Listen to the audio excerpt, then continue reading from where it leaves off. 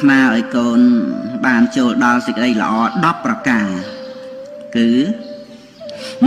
1កូនត្រូវជាអ្នកមានសិលធម៌ប្រចាំខ្លួន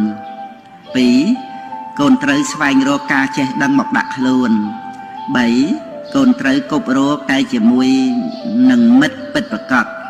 4កូនត្រូវជាមនុស្សប្រដៅងាយ5កូនត្រូវចេះជួយកិច្ចការអ្នកដទៃ6កូនត្រូវចេះស្រឡាញ់ធម៌របស់សប្បុរស7កូនត្រូវមានជាយាមដោយអំណត់អត់ធន់8កូនត្រូវសន្តោសចំពោះបច្ច័យ4 9កូនត្រូវមានស្មារតីដឹងមុខនាទីរបស់ខ្លួននិង10កូនត្រូវដឹងសេចក្តីពិតរបស់ជីវិត